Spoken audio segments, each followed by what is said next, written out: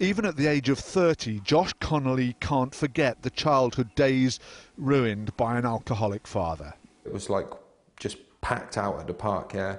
And my dad was really, really drunk, drinking from cans. And he was walking along urinating while we were walking through. And I can remember, certainly it felt like every single person in the park was looking at us, yeah. I can remember walking 10 yards in front of my dad and feeling shame, but more so feeling guilt at the fact that I wasn't able to stand next to my dad in solidarity. From the moment he was born, Josh had to live in the shadow of his dad's addiction. By the age of 9, his father was dead.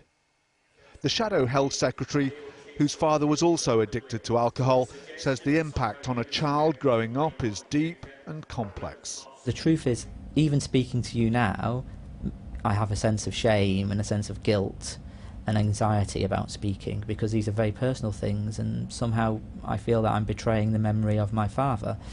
And I think there'll be many people out there who will want something to be done to support these children but don't feel they can speak out. Local authorities say funding for alcohol treatment has been cut substantially, while demand for such services continues to rise.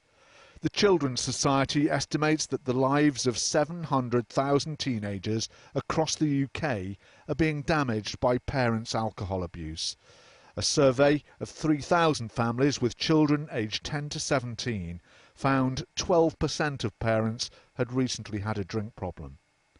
For 3 in 5 of those youngsters, 59%, the same parent also suffers from depression or anxiety. It's really important that there are professionals around to identify these problems and to kind of explore what's going on with the children and young people. We find that peer support groups are really helpful, so having another young person who's going through the same situation. So these are all simple fixes and they don't cost a lot of money, but in times when local authority budgets are so tight, these are the things that disappear. By the age of 13, Josh Connolly became an alcoholic himself, just like his dad. Now teetotal, and with children of his own, he can only pray that the cycle has finally been broken. Mike McCarthy, Sky News.